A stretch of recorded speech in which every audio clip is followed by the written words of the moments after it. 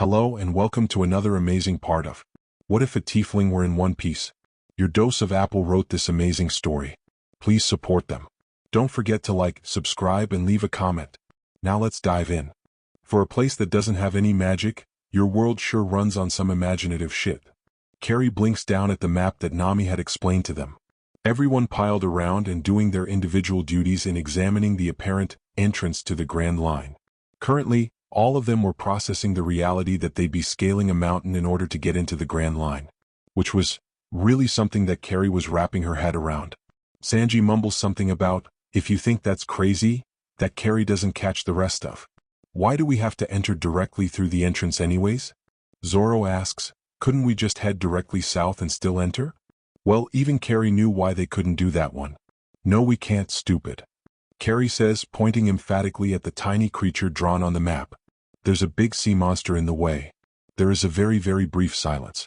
Then Luffy leans in to squint at the map and his expression melts in surprise as he praises, good catch, Carrie. I didn't see that before.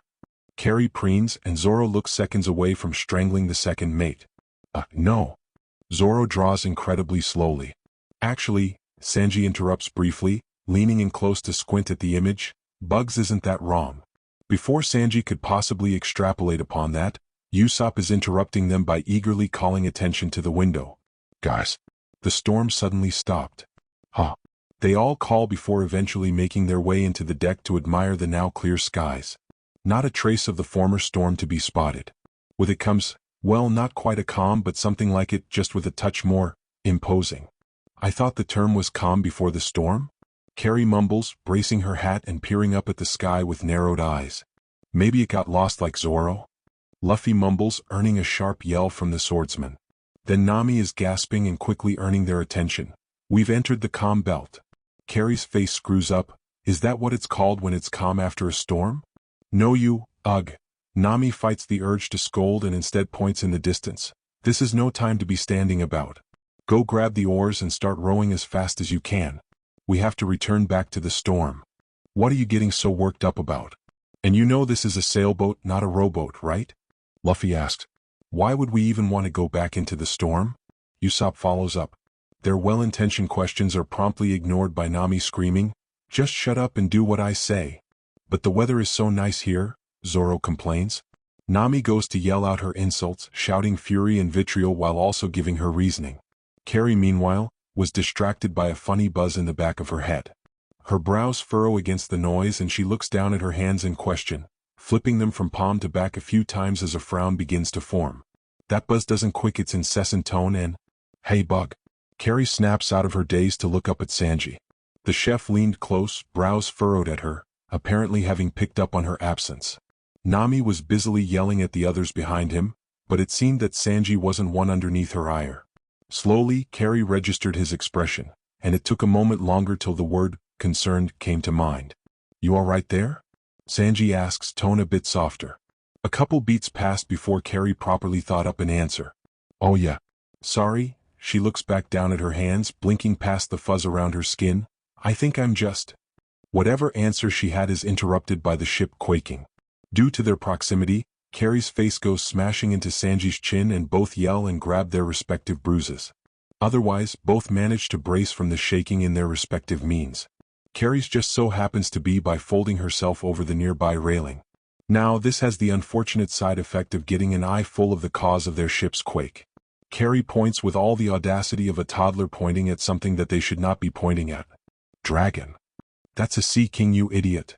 Zoro shouts as he and the rest of the crew, sans Nami who saw fit to cling to the mast and accept her future demise, scream.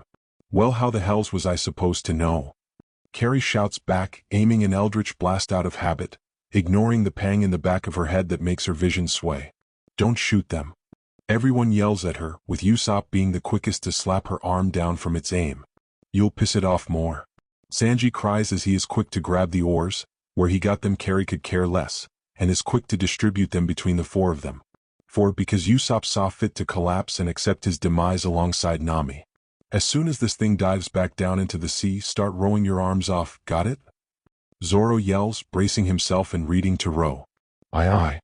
Everyone yells. The Sea King they were sitting on may as well have agreed too, because it lets out a monster of a sneeze and sends them flying. Just to be clear, this was in no way an exaggeration. They were, in fact, airborne. And Carrie, for all her right, did not want to test whether or not this fantasy-ass logic they were living included fall physics. So, using her reaction, Carrie digs beneath her hat and pulls out a small feather, which fades the minute it's pulled out. Once satisfied, her eyes lock onto her friends, except Luffy, who she was sure would bounce back due to his rubber nature, and she shouts, "Feather falling." The faint shimmer covering each of her friends, plus herself, serves to give her enough wherewithal that she doesn't even react when she goes slamming into the deck without damage, just lying prone and ignoring her newly acquired headache. Each of her friends make varying noises of confusion, likely questioning whether they were dead due to the lack of pain they felt upon hitting the deck. Not including Luffy, who bounced like a rubber ball, but he was doing alright for himself too. Eventually heads swivel to Carrie when she weakly pushes herself up to give them each an assessing look to assure herself her spell did in fact work. "You're welcome," Carrie says bluntly upon seeing each of her friends alive and well. It was also about then that she realized they were back in the storm and subsequently getting drenched. Go figure. Carrie opts to lay miserably while Nami gives a detailed explanation as to how they would be riding up a mountain. Carrie believed it was a great lesson in physics and stuff, but her headache was getting a little harder to ignore and she was more than satisfied to drown herself in the deck. But of course nothing ever goes her way. "I see the magic mountain," Luffy shouts. Carrie pulls her head up from the deck with a grumble, having to push her sopping hat's brim out of her face to get a look at what Luffy was talking about, only to gape at the sight at the massive mountainside they were steadily approaching. "Oh, what the hells?" Carrie whispers. A hand comes down to wrap itself around Carrie's arm and it hauls her to up on her feet. Zoro grips onto Carrie, a pair of binoculars loose in his other hand as he gives the warlock a look over. "You look like shit." Well, that sure made her headache twinge. "And you look like a ray of sunshine yourself, asshole." Carrie shoves Zoro, though lacking her usual strength. She wobbles and opts to grip the railing to keep her balance as she glares forward and tries to tune out her captain's roaring orders, the thunder and patter of rain, and the reality that they were going to be climbing a mountain, and oh hey, there was the entrance. How the hells is that possible?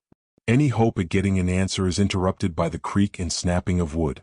All heads turn to the source. Wood snapping on a ship could never be a sign of good things to come, and found Sanji and Usopp around the rudder.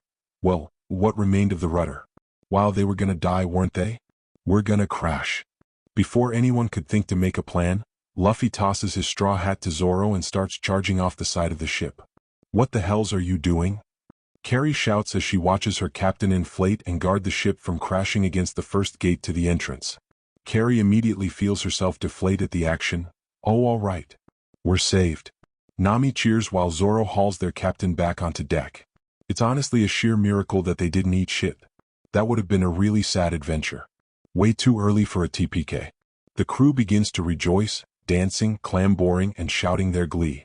Carrie opts to fall to the deck with relieved laughter, bracing her hat on her head while they climb their way into the Grand Line. Against all odds, her migraine momentarily brushed aside. And it's not long later before the Mary is cresting over the peak and they are headed straight down to the Grand Line itself. The view is something wonderful, something exquisite. Something. Carrie blacks out. "Carrie. MFJ. Carrie." Eyes squinting open, Carrie immediately groans at the smell that assaults her. It was pungent with a hint of salt that made her stomach turn just enough to be discomforting. She pulls her hat over her face in an attempt to stifle the stench, only to have her hat tugged away, forcing her to squint against the bright blue sky and screw up her face at the overwhelming smell. "Holy shit, dude," it was Usopp who was apparently talking to her, expression alarmed. "Did you knock your head when we got swallowed?" "Swallowed? Wah." Carrie blinks and pauses to process Usopp's words. That must be why it smells like bile." "Wait." Carrie shoots upright and looks around in horror, spotting the crew sans Luffy, all gathered around and figuring out just where they had ended up. Not that Carrie could help any, because last she knew they were on their way into the Grand Line. And now they were allegedly swallowed. Carrie was electing to not ask by what, and in a strange sea of bile was that a house? "Whoa, slow down, Carrie," Usopp says when Carrie gets to her feet. She's a little wobbly and Usopp is quick to grab her to make sure she doesn't keel over. "You've got a concussion, you should take it easy." "Hornhead's got a concussion?" Zoro suddenly says, having been eavesdropping. He turns his head to blink at Carrie. "When did that happen?" "I don't have a concussion," Carrie says, stumbling her way to the railing to squint around.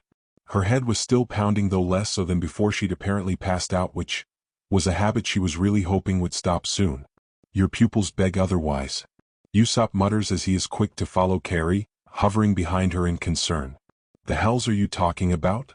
Carrie asks, turning to narrow her eyes at Usopp. It's by then that the others catch sight of her eyes. Oh shit, Nami says, alarmed by the apparent sight of Carrie in general. How about we take a seat, Bug? Sanji eases, raising his hands as if to approach a spooked animal. Carrie might start lashing out like one if someone didn't tell her what was going on soon. Of course, any time to really ponder and voice this conundrum is promptly pushed aside by the giant squid lifting out of the faux sea. Both Nami and Usopp immediately scream, scrambling away without a second thought, leaving Zoro, Sanji, and Carrie right at the front. Before any of them could think to attack, the pounding in Carrie's skull wasn't doing much for her, but that wouldn't stop her from pounding this thing's ass in. 3 large harpoons came puncturing out the squid's front. The massive monster writhed at the attack before keeling over in an honestly very underwhelming display. What just happened? Carrie asks, because really, what just happened? I think there's someone else here. Zoro mutters as answer, eyes narrowing on the roped harpoons. Let's hope it's a person. Sanji mutters, right as the ropes draw taut, and begins tugging the squid towards the little house they were sat before. And inside the house, a silhouette gradually became clear. Sanji stood tall at the sight. Hang on, someone's coming out. And indeed, out from the house came a man with his hair styled like a flower. Because, yeah sure, why not? It's a flower. Sanji shouts. Well, someone rolled a low perception check. Carrie mutters, squinting at the stranger. Carrie, what the hell are you talking about? Zoro asks, but is promptly ignored. Hold on. Sanji mutters, my bad, that's a dude. That old man took out that giant squid with one blow. Nami whispers, slowly coming to rejoin them at the front alongside Usopp. Was he just fishing, or did he do that to save us? Sanji mutters. The man steadily continues to haul in his kill, not minding the audience one bit. Even as it bordered on a touch too long without anyone bringing attention to their presence. Though it seems Sanji had had enough. Say something. The guy goes and sits in his lawn chair that he had set up outside his apparent house. Then he pulls out a newspaper and begins flipping through it. Maybe we are dead and this is a weird afterlife for people who get eaten by whales. Nami wonders out loud while the guy seems fit to ignore them. Nah, Carrie disagreed. If this was the afterlife, there'd be a lot more pulsating flesh. Carrie, what the shit? Carrie waved off Nami's confusion without answer, ignoring the frankly disturbed look her commentary gets her. Usopp points with faux confidence. If it's a fight you want, then you've got one. We have. He looks around frantically before his eyes catch on Carrie and he puts on more of that fake strength. We have a wizard on our side. Warlock. Carrie corrects out of habit. Warlock. Usopp says after the reminder. Usopp, she has a concussion. Nami points out. She also has a concussion. Usopp tacks on because of course he did, but she'll still beat your ass. Why would you let him know Carrie has a concussion? Zoro asks in confusion. I don't know. I don't have a concussion. Carrie says plainly and is promptly ignored by her friends. Wizard, warlock, whatever, the man calls, earning attention. Don't start a fight you can't finish or else someone might end up dead. Sanji lifted his chin, looking nervous but trying to save face. Oh? And just who would that be? For a moment the tension grew tighter, and everyone slowly lowered themselves into fighting stances. Me. You. Carrie lets loose a long snort and has to cover her mouth to prevent laughter from escaping. Sanji, having heard, gives her a betrayed look that makes the fight to keep her amusement to herself harder. Hey old man. Zoro calls after trying to calm down Sanji to little success. Would you mind telling us just who you are and where we are? Oh, good question, good question. Carrie nods. The man lifts his chin, giving them all a scrutinizing look. It's common courtesy to introduce yourself before asking others questions, you know? Zoro has the grace to look embarrassed. Sorry, My name is Crocus, the lighthouse keeper of the Twin Capes. I'm 71 years old, a Gemini and type AB blood.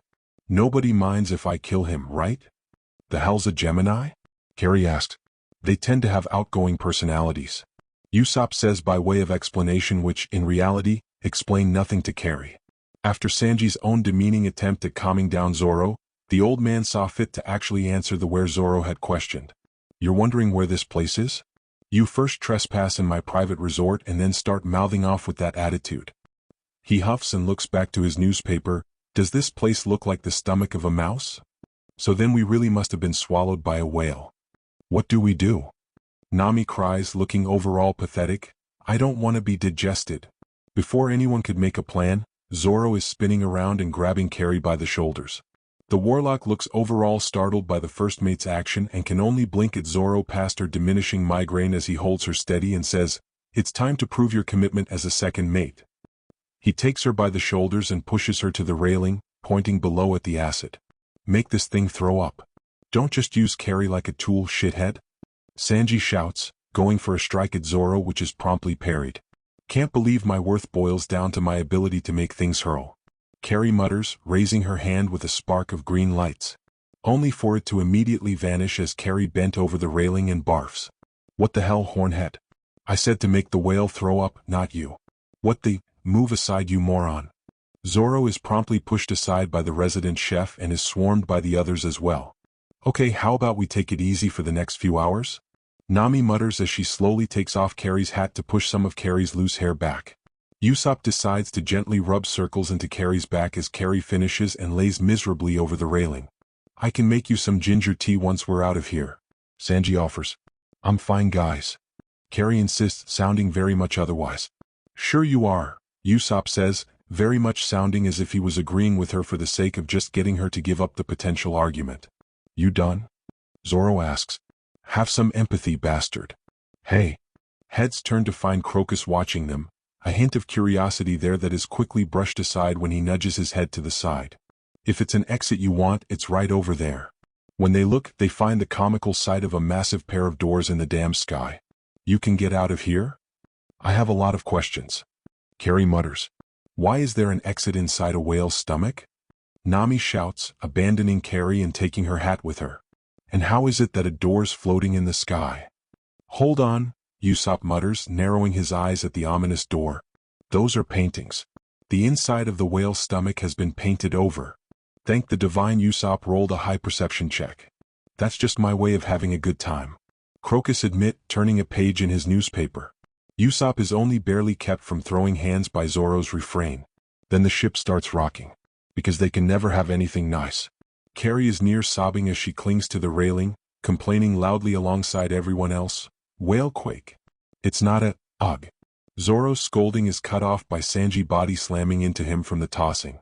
So he started again, has he? Crocus starts like some old-ass man who's about to assign them a fetch quest. Look. Nami shouts, pulling attention to the island Crocus is set on. That's no island either. It's a ship. An iron one too. It must be to prevent the stomach acid from eating away at the island. But, Usopp looked beyond panicked as their reality settled. That means the Mary will start to dissolve if we stay here any longer. Usopp turns a glare on Crocus. What the hell is happening here?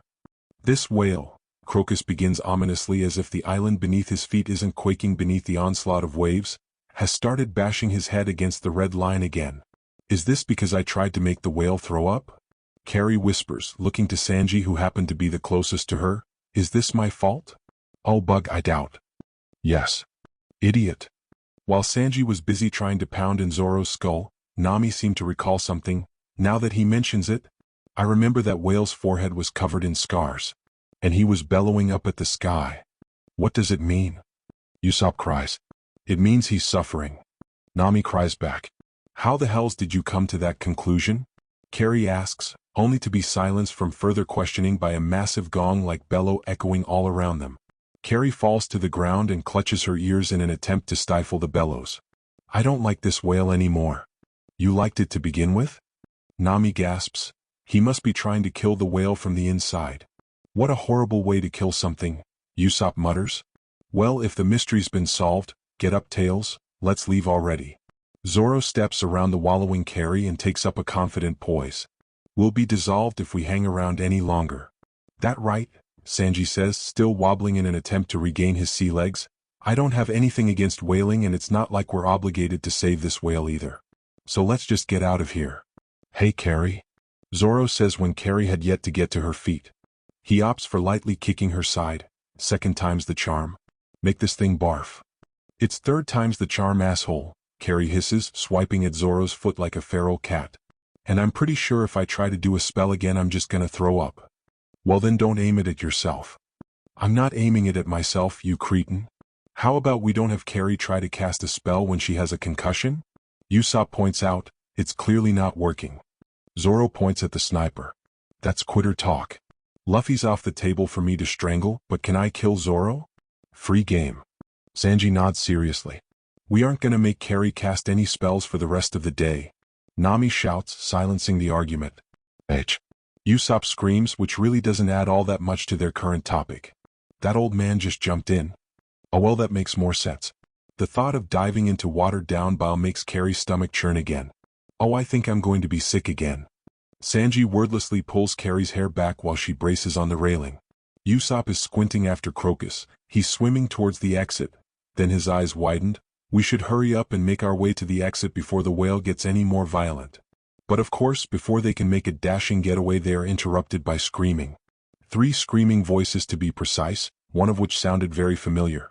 They look to the source and find that the massive doors actually have another smaller set of doors attached to the side that burst open with 3 figures flying through. And lo and behold, there is their captain flying through. Luffy. They all cry in bewilderment, opting to ignore the other 2 screeching figures. Hey, you're all right. Luffy cheers, beginning his descent to the stomach acid. Well, in any case, just help me out. The 3 of them crash into the stomach acid, earning a weak dry heave from Carrie, before they fish out their captain and accompanying guests. Get off of me, foul beast. Do you want to smell like vomit, or do you want to get clean? The man, a funny-looking guy with a big crown and royal motif, squints at Carrie in disdain. The girl, someone with blue hair that made Carrie question the human gene pool with this world, fit much more into the royal motif. Not that Carrie knew why. The overall vibes just gave a big mask. Not to mention the fake-ass accent she was trying to use. Speaking of the girl, she blinks curiously at Carrie and the red light swirling in her palm. Thank everything that prestidigitation was only resulting in mild nausea. Her fingers itch at her legs, seemingly curious by Carrie's magic. Which, yeah, fair. Finally. Zoro gasps as he hauls both himself and their captain over the side of the railing, collapsing to the deck. Carrie. Nami shouts, pointing at Zoro and Luffy, cleanse their asses. No need to tell me twice.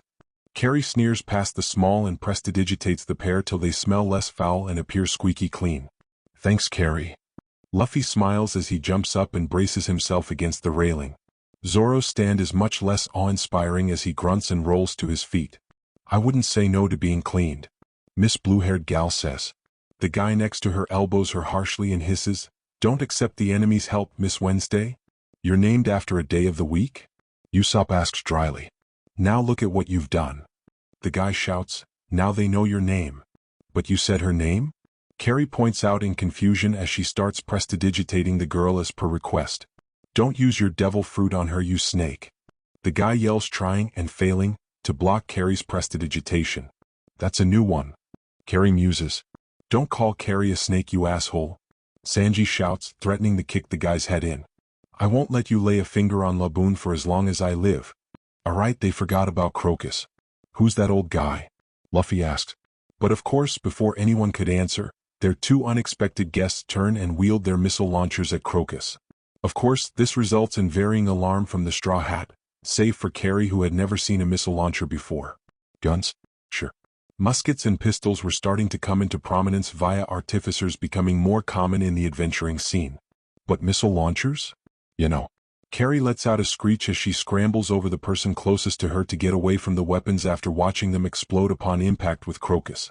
Usopp, who was her unfortunate victim of her scrambling, clings back just as strong when the duo of ne'er-do-wells turn their weapons on them. Now, again, Carrie didn't really know all that much that was going on. Last she knew, she was outside and entering the Grand Line with everyone else. Then she was waking up in this purgatory of bile with a migraine to boot. And then this shit? Well, she can only blame the next actions as pure instinct to being overly stressed. She points at the man, the far ruder of the pair, and shouts, Toll the dead. Now, where did that cantrip come from?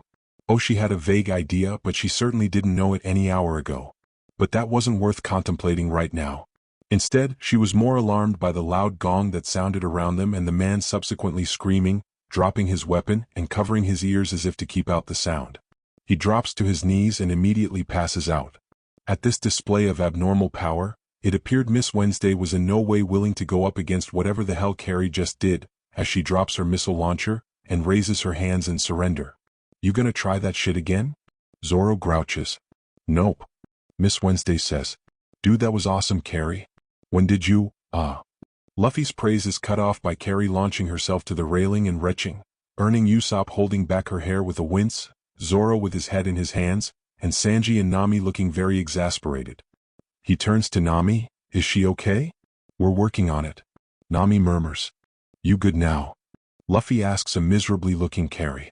Carrie, now wielding a quickly brewed ginger tea supplied to her via Sanji, gives her captain a weak smile. Getting there. No more spells. Nami commands, pointing at Carrie with all the threat she could muster, which was actually quite a lot all things considered. Yeah. Carrie mutters, sipping on her tea. Carrie leans back against the palm tree that they had placed her near. Now docked beside the Foe Island and taking a moment to assess their next course of action, the crew took a moment to really process everything that led them to where they currently were. Crocus had joined them on the island not moments prior and had taken his seat back in his lawn chair. Their whole side chat was overlooked with a skeptical glare by Crocus before the man gave an over-weary huff and leaned back into his seat, all pompous grouch.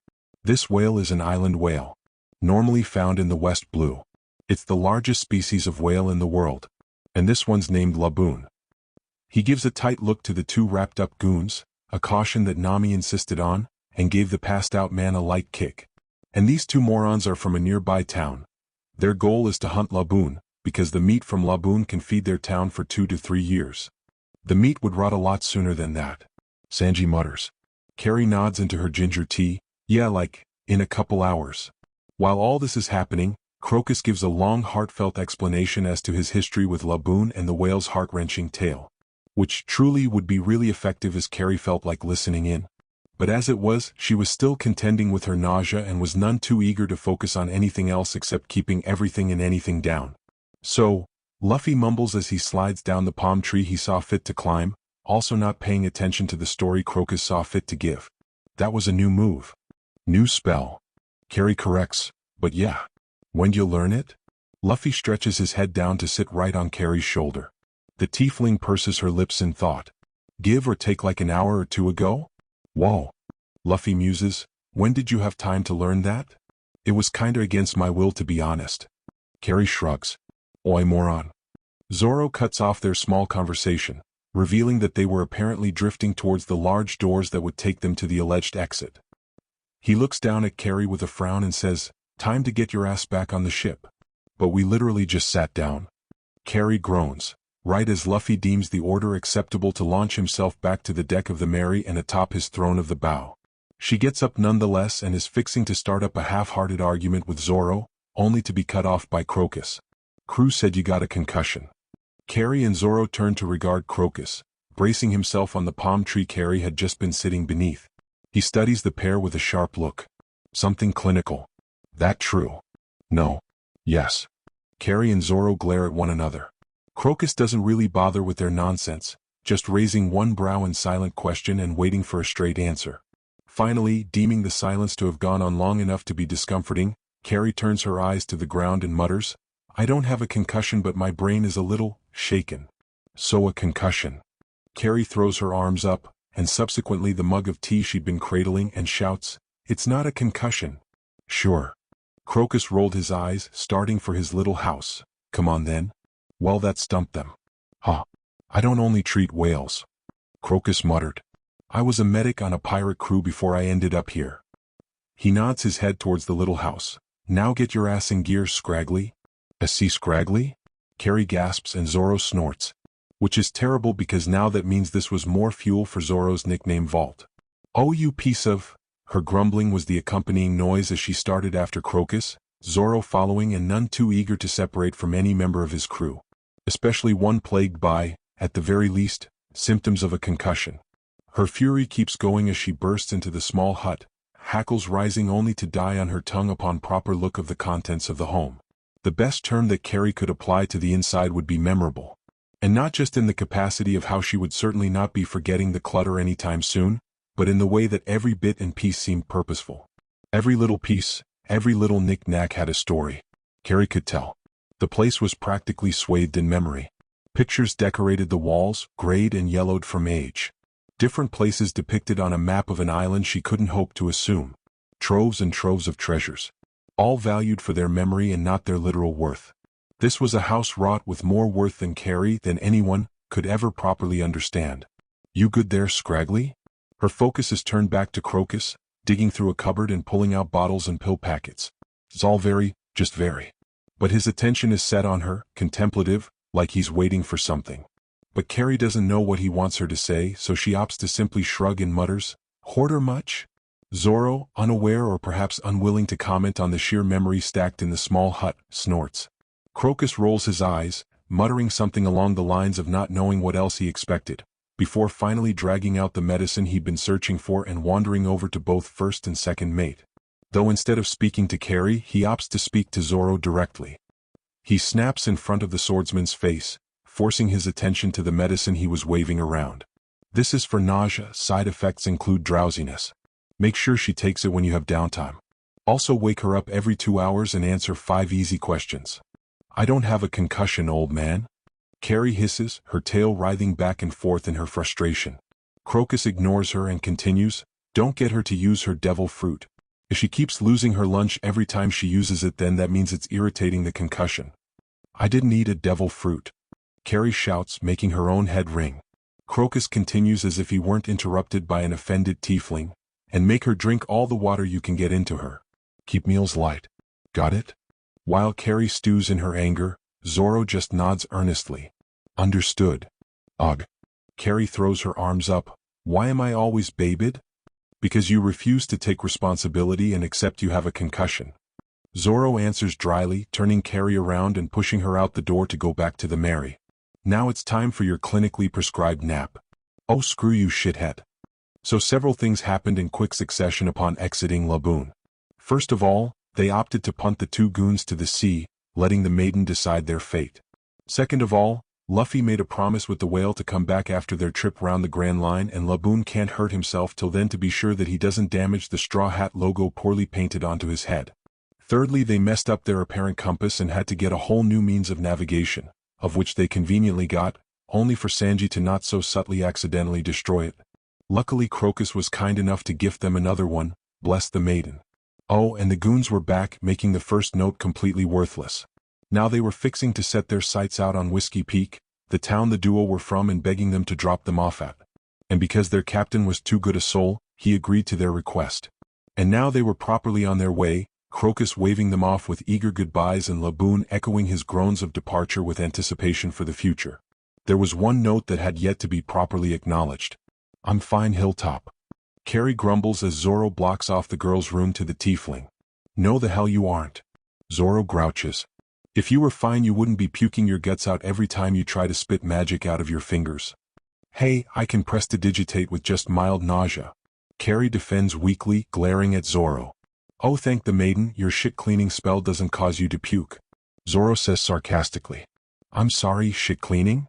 Nami mutters from where she just exited the bathroom to get ready for bed. Carrie's face goes even redder as she points at Zoro in fury. "I told you the secret use for that spell in confidence, asshole." "Doesn't matter." He raises the pill packets as if they were an honest-to-maiden threat. "It's pill time." "What's happening?" Usopp asks later as he steps out of the galley to spot Zoro trying to pry Carrie's mouth open and shove a pill in like a stubborn dog. Luffy, draped across the railing and watching the chase take place, can only smile. Carrie's being anti-vax again. "I am not anti-vax, you MFF. Got her." Zoro throws a thumbs up to Luffy while Carrie gags and struggles to catch her breath after the manhandling. "Thanks, Captain." The good news was Zoro never actually woke her up every 2 hours.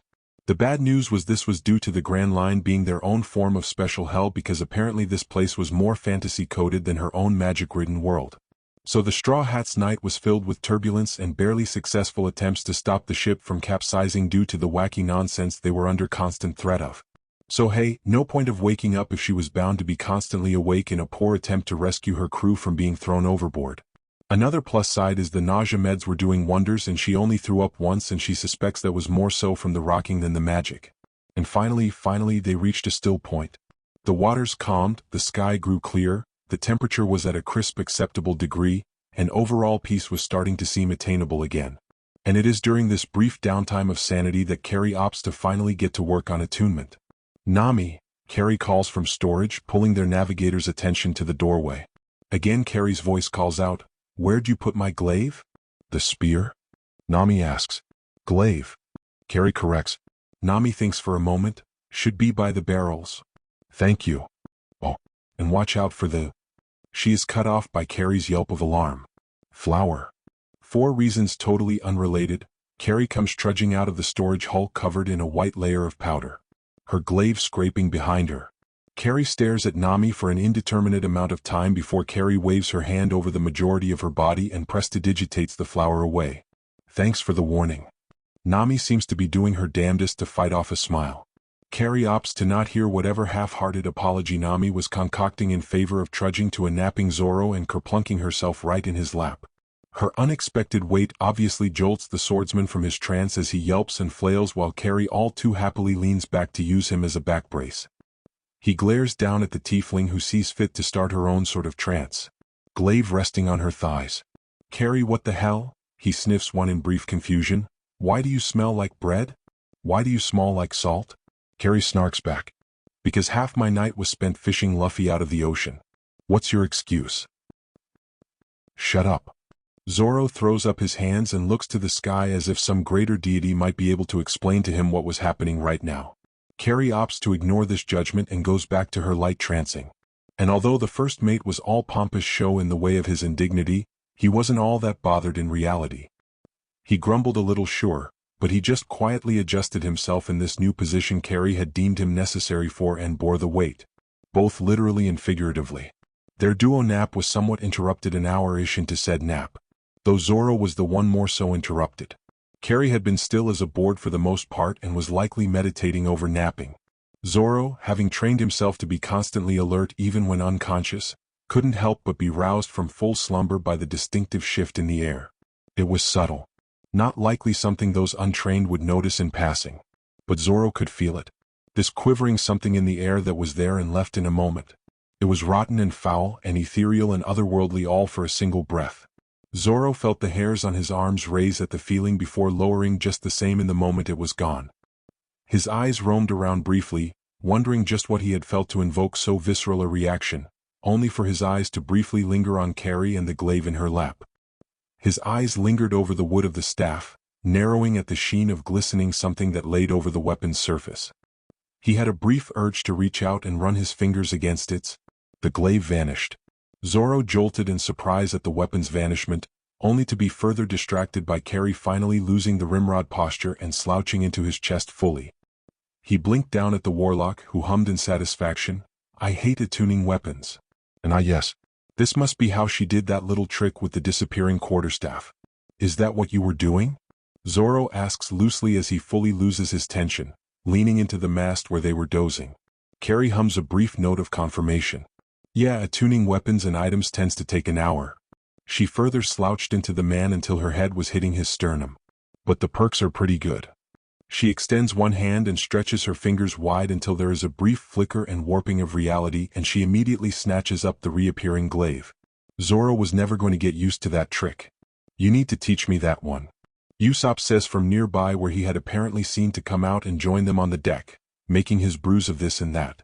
Carrie screwed up her face in thought and said, "Probably can't teach you that one." She looks thoughtful, "But I could probably teach you some basic magic." "Whoa, slow down." Nami calls from the galley, stepping out on deck while the other occupants gradually came out to join them. "What's this about teaching magic?" Usopp looks up at her smugly. "Carrie's going to make me a wizard. You'd need a big-ass book for that, and I don't have one of those on hand." Carrie admits. "And I can't even guarantee that it'll work because I don't know how magically attuned your world is, considering I'm the only apparent magic user you guys have ever met." "Why do you need a big book to be a wizard?" Luffy asks from where he drapes himself across the second-tier railing. Seeing that they were making this a little gathering at this point, Carrie stands up and stretches, explaining, "Hells if I know. I think they keep their spells there." "What? They don't memorize it like you do?" Usopp asks curiously. Carrie shrugs. "Guess they're lazy. For being our resident magic expert, you know very little about magic." Nami mutters, "I heard that." "Whoa. They're all interrupted by their captain and over something just ahead of the Mary.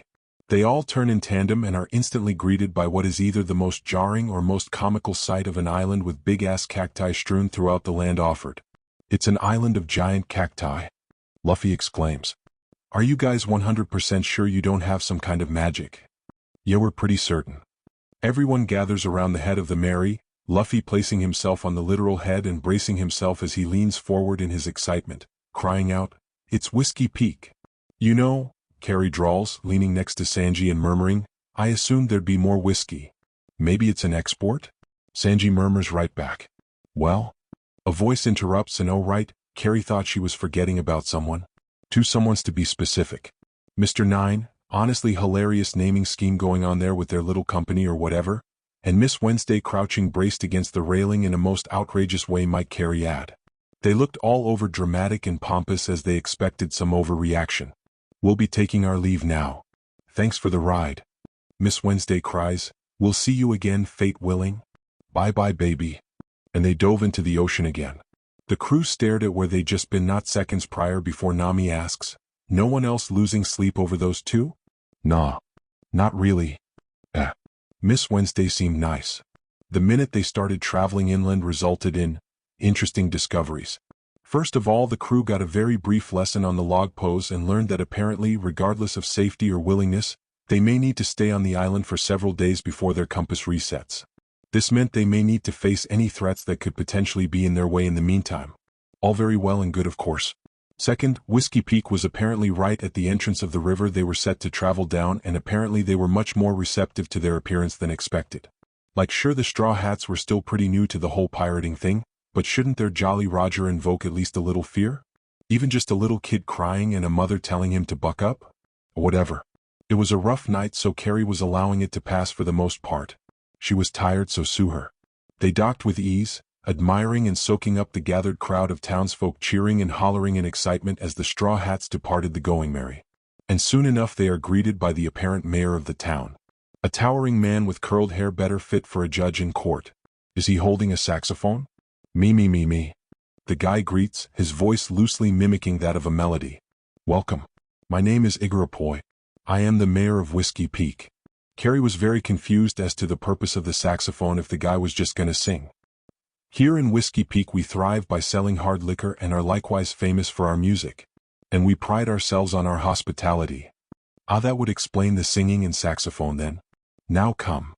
The mayor cries, gesturing them closer and into the hustle and bustle of the crowd. Join us in me, celebrating your honor. What?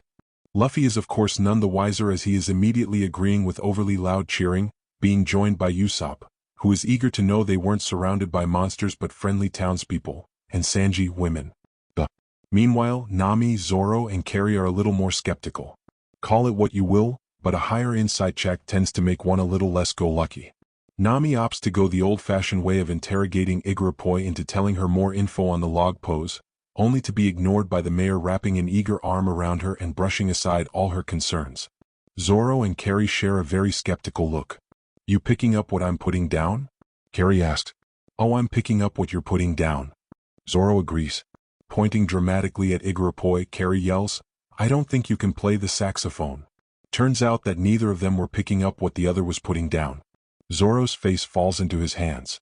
Now, due to Zoro's disappointment, Carrie was distracted and wasn't able to catch the very brief panic on Igarapoy's face at the declaration.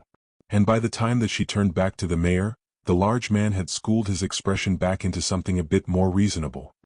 He laughs over jovially, further distracting anyone from thinking over his brief panic, and says, You aren't entirely wrong. I'm still learning. Carrie drops her arm. Well, good on you. You dropped that way too soon. Zoro grumbles. Well? Igarapoy interrupts before further extrapolation could take place. How about we head to the party? Hasn't the party already started? Luffy asks in confusion. Igarapoy's eyebrow twitches and he keeps up his cordial smile. The bar. Well, there was certainly no need to tell Zoro twice. There was one small, tiny detail that the partygoers seemed to be struggling to wrap their heads around. No thanks. Carrie denies politely at another drink thrust into her line of vision. I don't drink. Honestly, kind of weird with how insistent these people are being on her drinking, but at least they weren't shoving it down her throat and were taking her no relatively respectfully.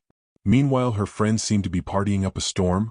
Usopp was busy winding the crowds with his over-rambunctious tall tales, Sanji was failing to seduce a crowd of women, Nami was more successfully seducing a crowd of women, Luffy was eating the town out of house and home, and Zoro was sat right next to Carrie on the couch drinking several men under the table.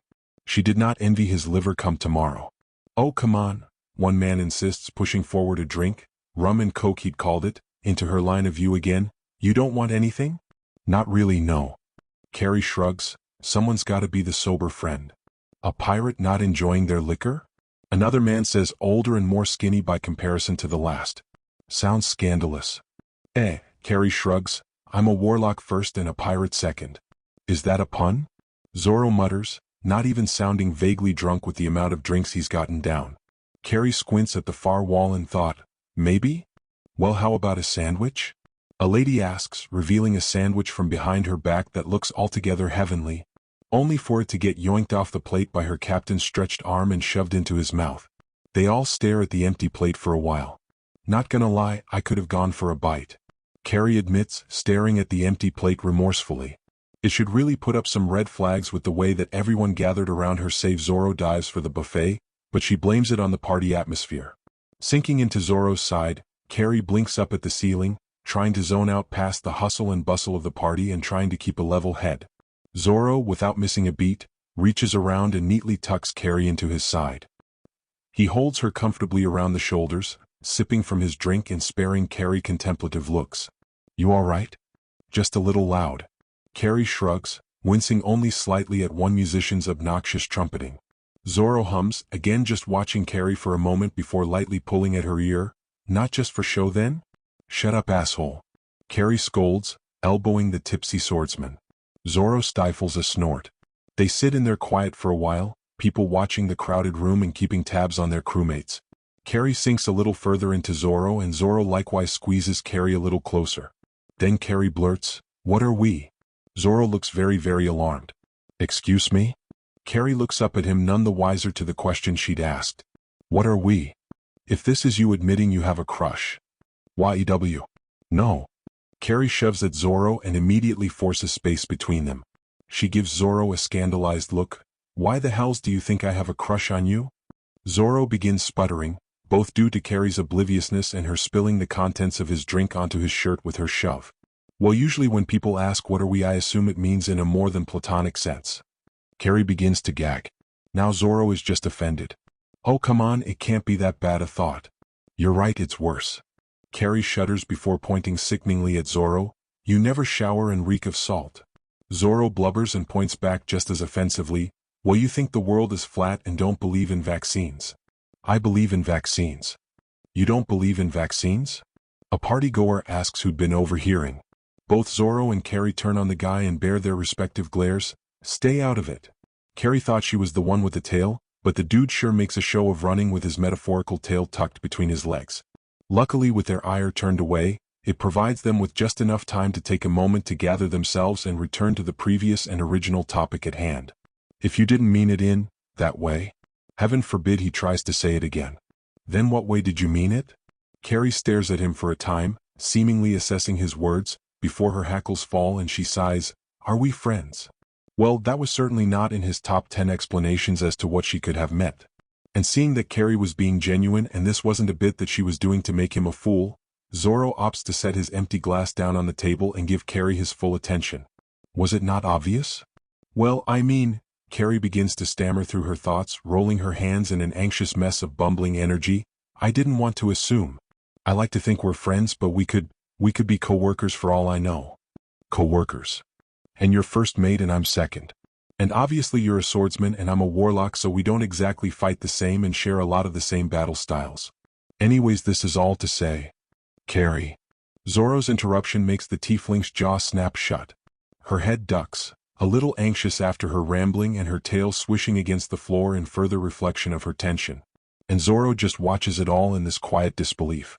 Then, as if it weren't odd enough, Zoro sighs, "Come here, loser," and reaches around again to wrestle Carrie into his side. Once she was reasonably settled back into the crook of his arm, he assures, "Yes, we're friends." "Oh," Carrie says stupidly. I thought it went without saying. Zoro mumbles, again falling into their people watching. Carrie gives a one-sided shrug. Never really had a friend before now. Didn't know if there was a protocol for this. Zoro snorts. Only you would think being friends requires protocol. Carrie opts to not dignify a response, and instead watches her crewmates laugh and rejoice in the party, looking just as alive as ever. You think they're my friends too? Again it goes without saying. Zoro hums, eyeing Sanji skeptically as he gushes to all the women around him. And if you're having any doubts, just ask them. I'm sure they'll be just as willing as I am to call you a moron. He grunts when Carrie elbows his side. Though Love Cook might be a little. Yeah, I figured. Carrie muttered. You really didn't have that many friends back home? Try none. Carrie laughs self-depreciatively. Her eyes linger on Usopp, who'd apparently fallen asleep where he'd been standing.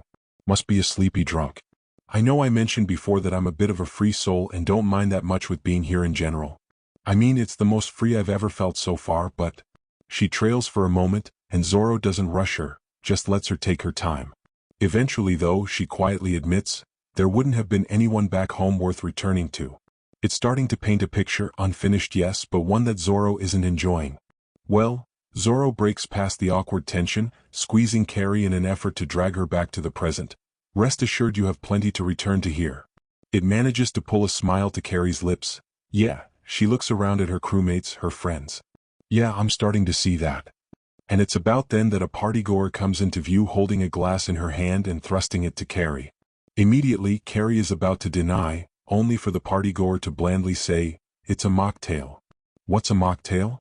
Carrie asks dumbly while Zoro takes the offered drink and puts it in Carrie's hand. It's a non-alcoholic cocktail. Zoro explains. Carrie frowns skeptically at the drink. That doesn't make sense. Just try it, you might like it. Zoro insists. Still skeptic, Carrie very slowly takes a sip of her mocktail, still frowning heavily and smacking her lips in distaste when a bit goes down. It tastes spicy. Frowning, Zoro reaches over to the glass and takes it to sip on. The partygoers are watching them like hawks. He smacks his own lips a few times after drinking it and hands it back to Carrie, who starts sipping it again as if a second tasting will clear up the original. Yeah, I think it's roofied. Oh, Carrie hums, sipping the roofied mocktail. Wait. This is the moment in the story where our merry band of misfits pass out after being drugged to hell and back. And for the most part they do. Though the townfolk fail to account for one other little factor. Carrie blacks out. No, not blacks out as in passes out. As in blacks out drunk. Because see, the partygoers, in reality a perilous band of Baroque Works agents, failed to account for the fact that Carrie is abyssal. And a knockout mocktail drug to an abyssal tiefling is actually the equivalent to hard liquor. And this tiefling just rolled a natural 1 constitution saving throw. So this is little to say, a new problem for the Baroque Works agents. Come morning Carrie will remember very little to none of the aspects the night brings, but what few things she does remember is thus. Carrie started playing tag with some eager townspeople.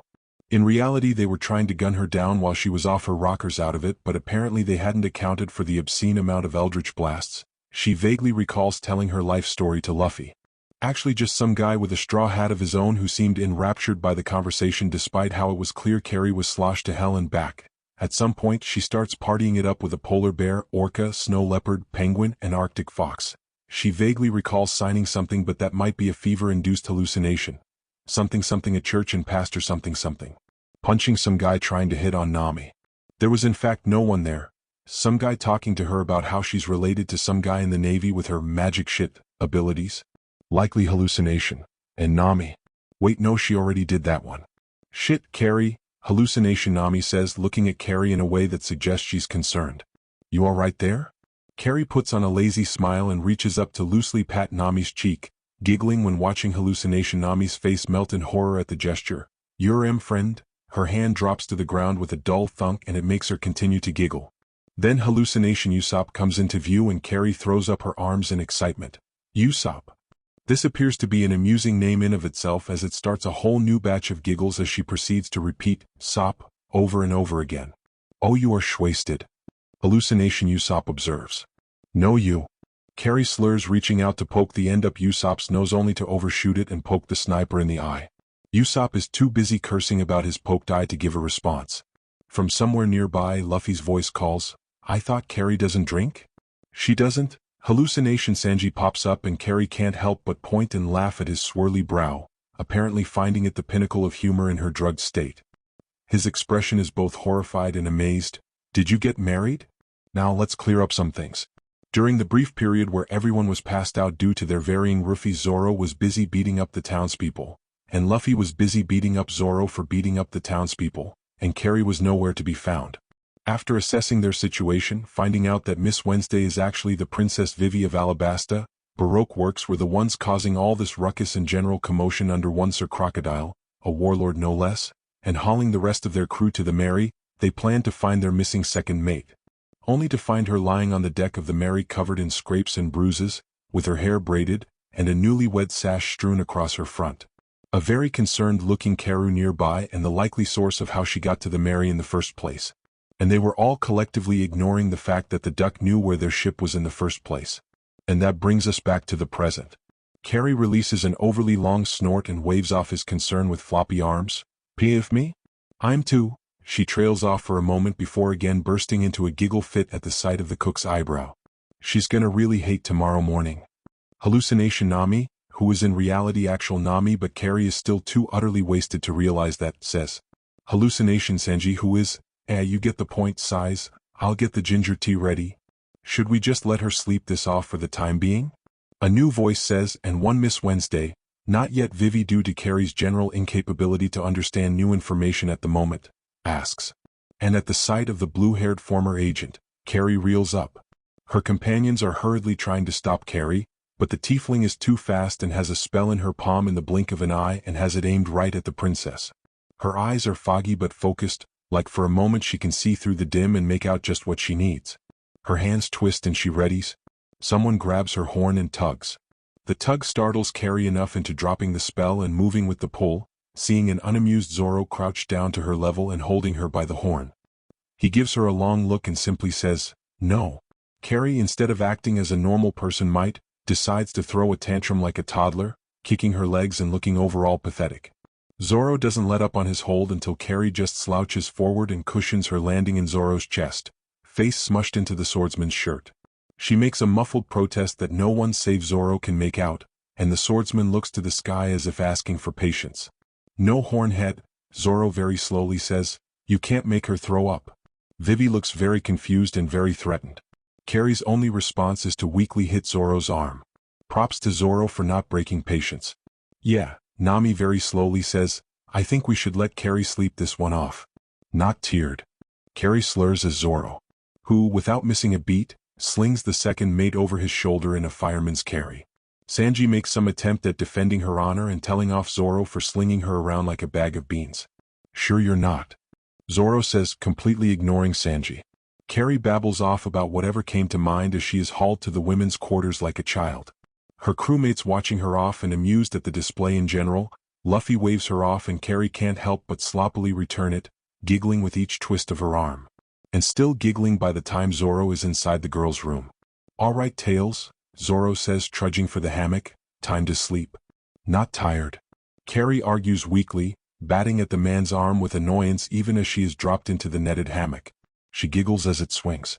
Zoro rolls his eyes and reaches down for the dropped blanket on the floor, likely having been thrown off in the morning. He lazily drapes it over Carrie, who is twisting her hands around with varying prestidigitations and watching the magical sparkles with uncanny amazement. Zoro snorts at the sight, and the sound makes Carrie drop her spell and turn to him with dilated eyes. "Zoro," Carrie says in a clear show of trying to get his attention. Zoro hums, not all that much focused as he starts for the ladder to get back to deck.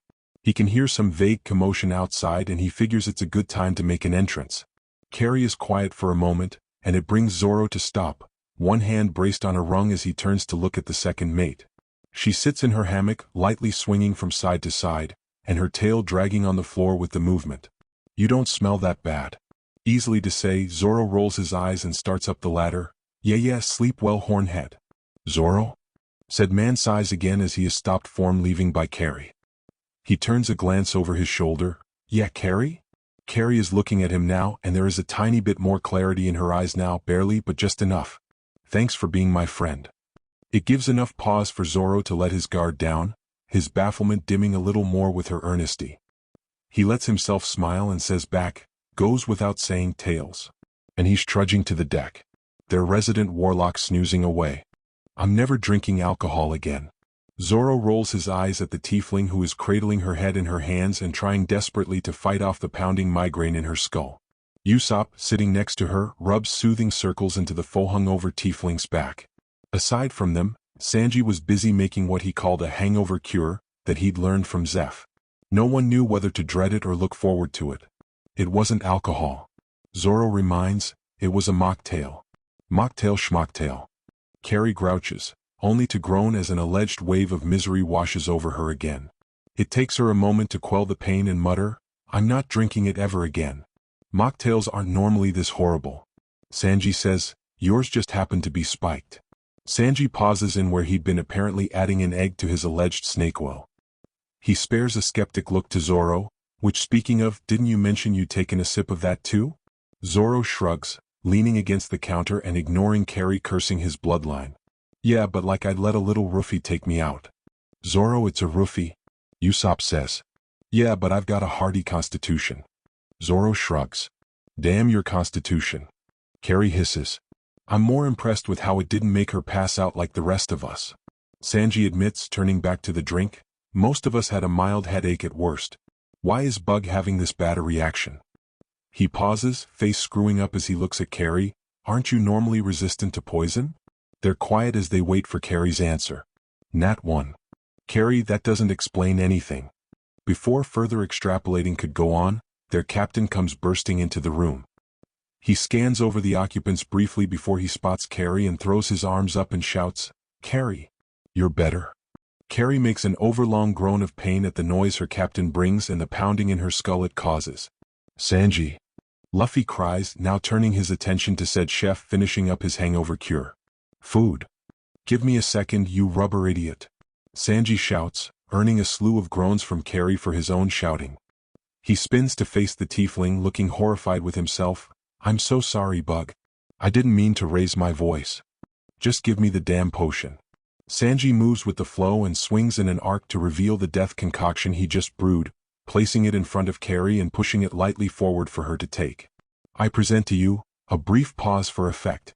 The geezer's hangover nausea headache cure-all. Carrie lightly picks up the glass and gives a dubious look to the thick molasses substance in the cup. Is that safe to drink? Usopp asks as he stares at an overly large glob of yolk. Can I try? Luffy asks. It's for Carrie, dumbass. Sanji snarks at Luffy. He turns his attention to Carrie and says, it's an old bastard original, he swears by it and I hate to say it but I swear by it too. Carrie continues to dubiously look into the glass. You're positive it works? Sanji gives a grim nod. It's all the encouragement she needs. As it just so happens, Nami and Vivi meander on into the galley to just catch the aftereffects of Sanji's cure-all. The aftereffects being Carrie hacking up a lung and pounding her chest in an attempt to breathe. Sanji is holding a now empty glass of his concoction and is looking at Carrie in pity. I thought you said it's a cure-all?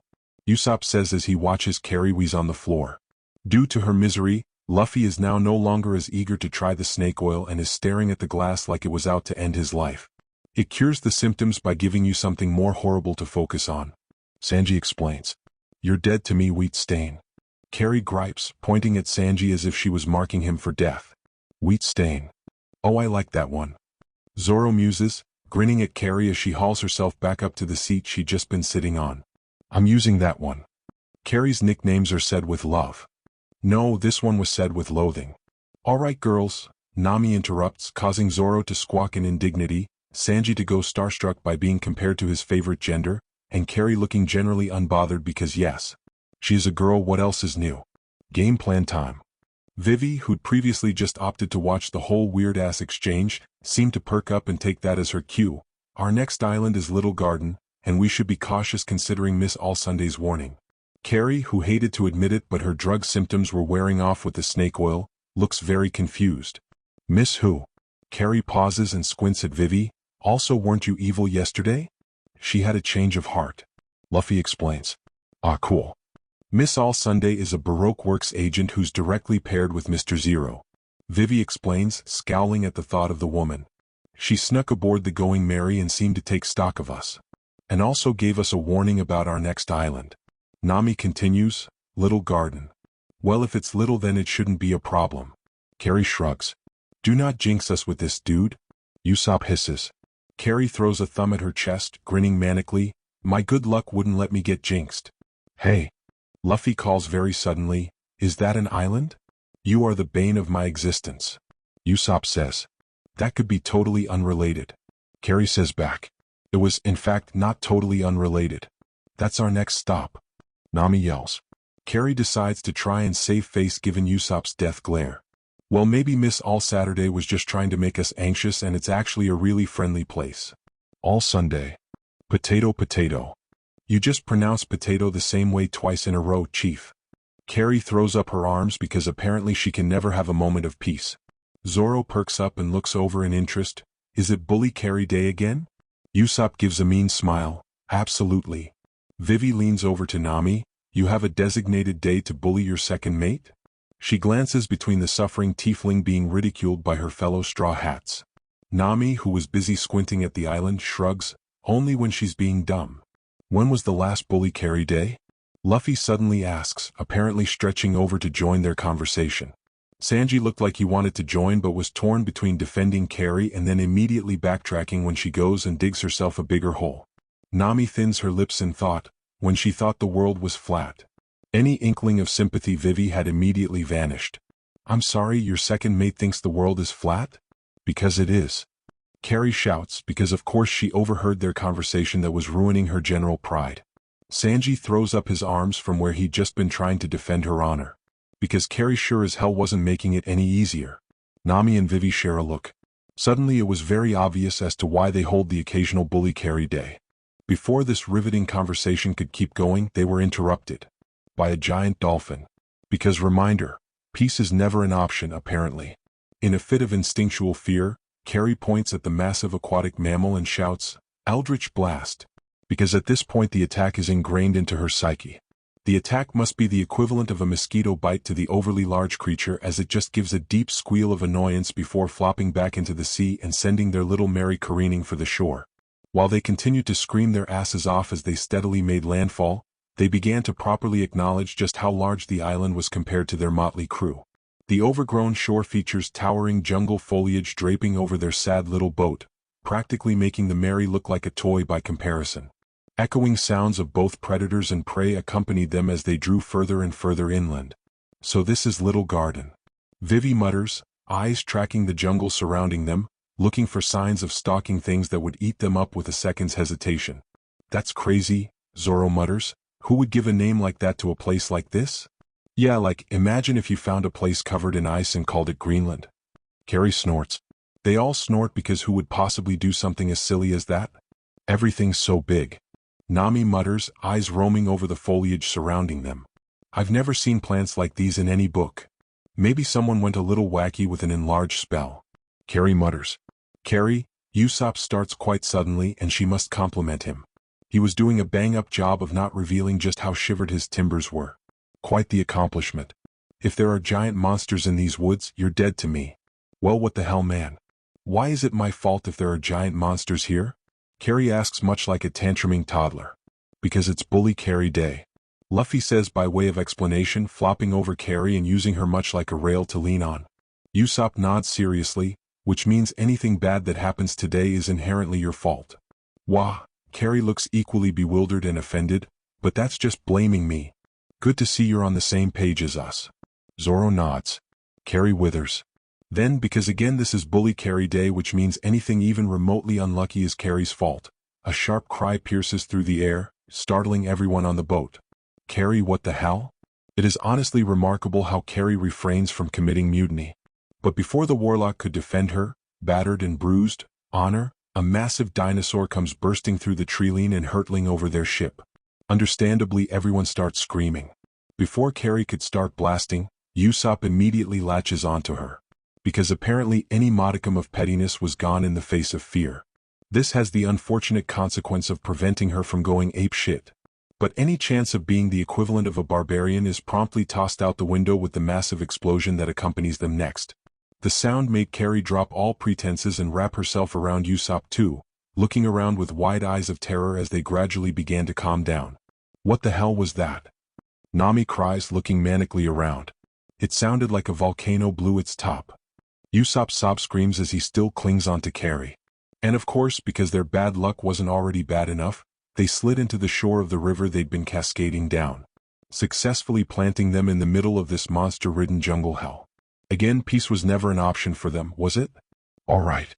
Nami cries, spinning around to glare at all accompanying members on board. There's nothing normal about this place. I vote we wait until the log pose resets itself, then get the hell out of Dodge. Her expression turns a little less panicked into a little more focused. It isn't driven by pure fear anymore but determination. We've got to get to Alabasta fast. Sorry, where? Carrie suddenly asks because oh yeah, she'd been drugged out of her mind for that whole revelation. Vivi, who'd up until this point been relatively quiet, quietly says, my home. What about your home?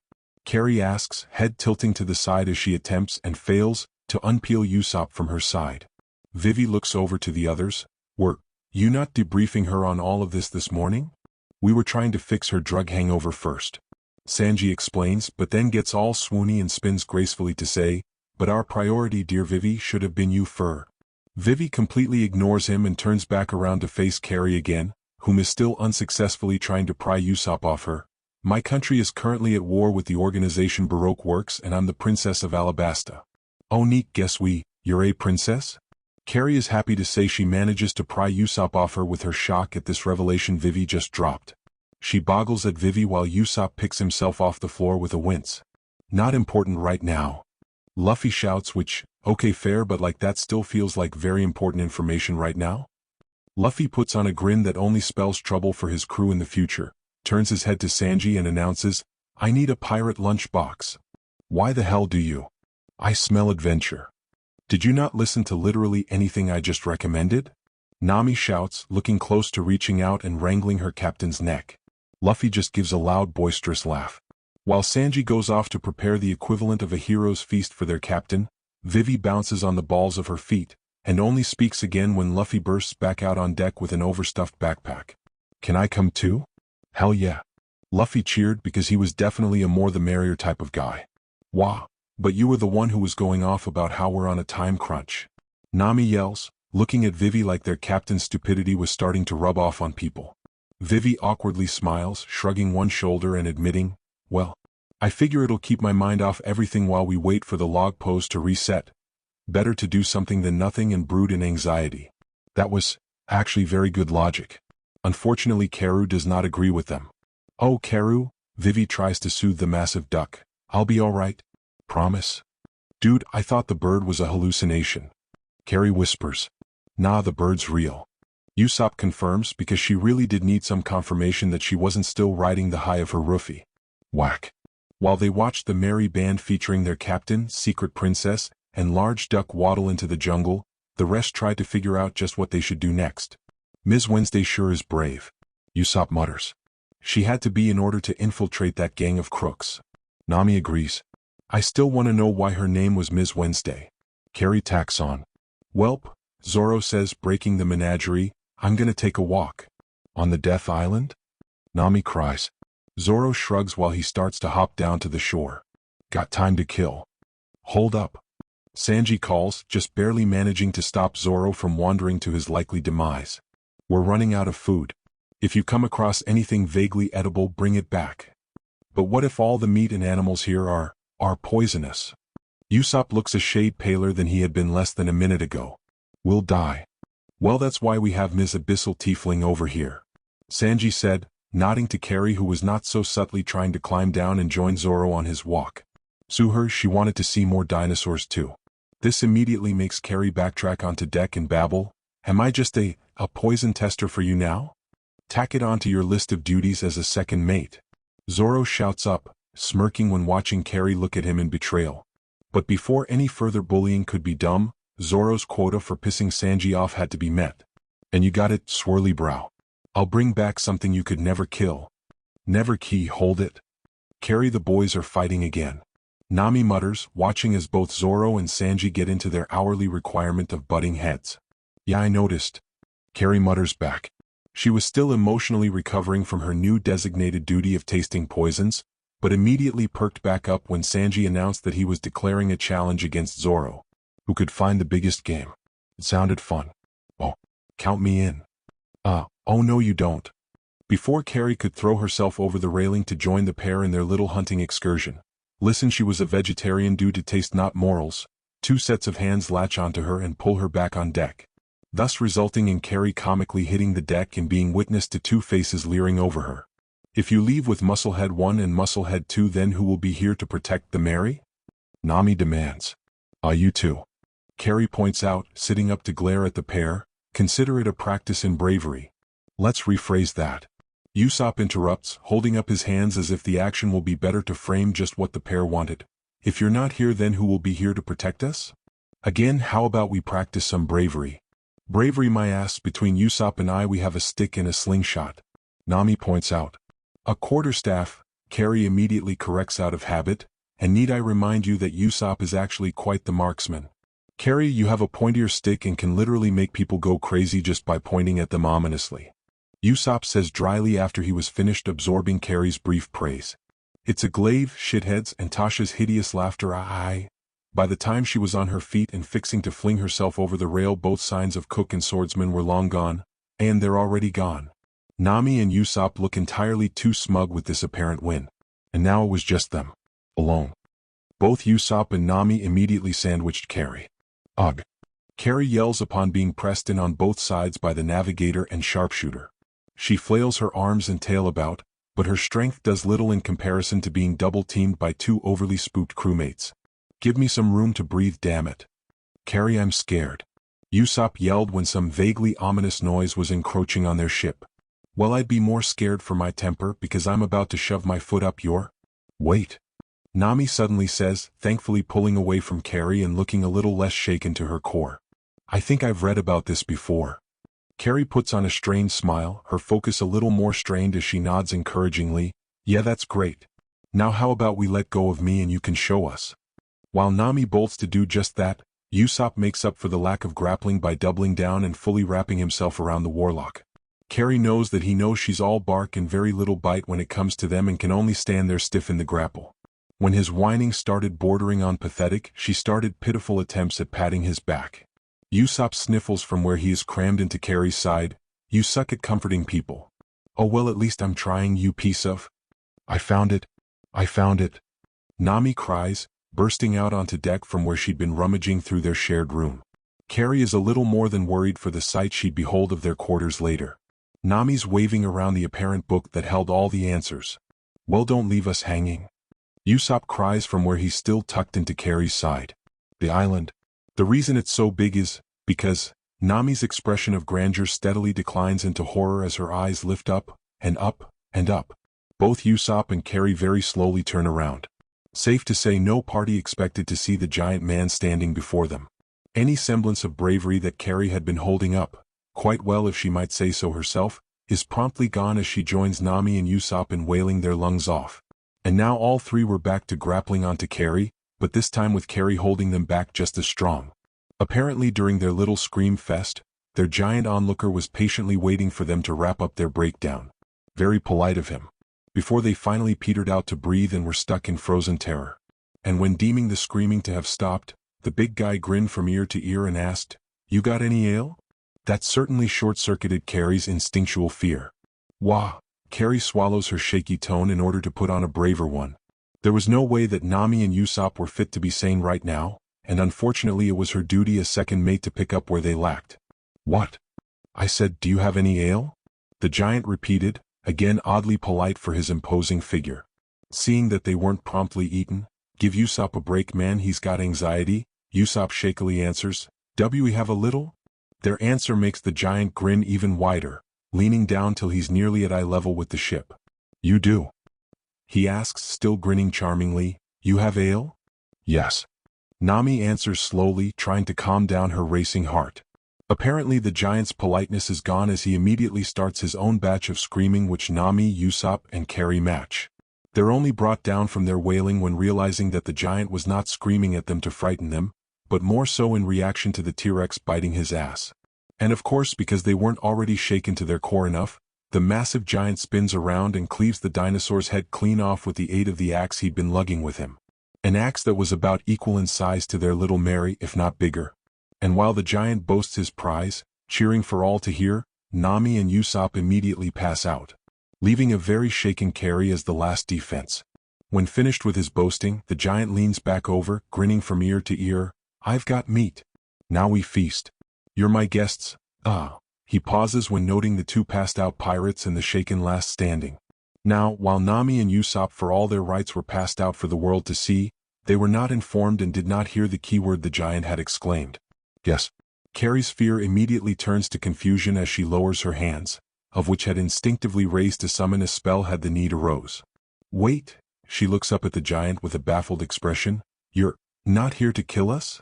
Apparently this idea was of great offense. "No," the giant exclaims, sounding rightfully horrified.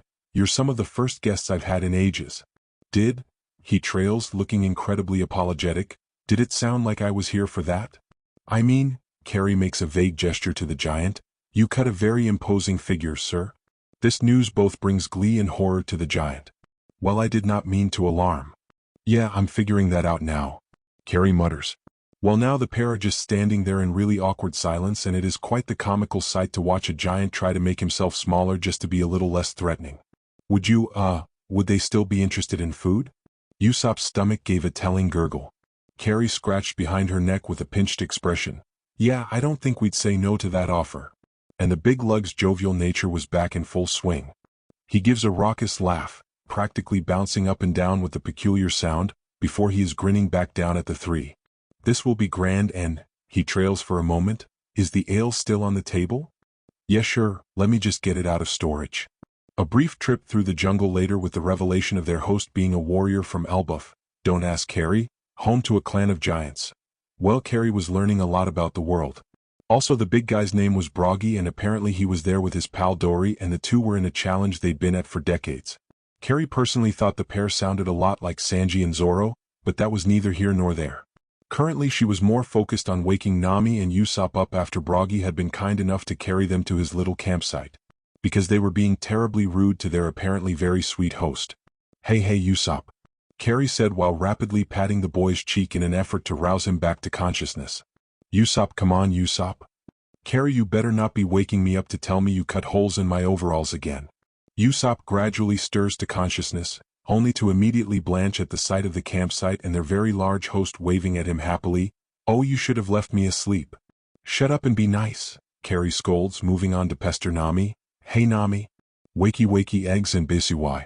Apparently her poking and prodding wasn't doing nearly enough to rouse the navigator. So Carrie ups the ante. "Luffy just broke the log pose again." "Oh no, the hell he didn't. Oh you shit." Nami is instantly away and instantly regretting being awake. "Good morning, Tangerine." Carrie grins. "Is it still Bully Carrie Day? Because I'm about to rock your sure." "Aw, friends." Broggy interrupts, immediately making Usopp and Nami cower behind Carrie while the warlock looks all too smug.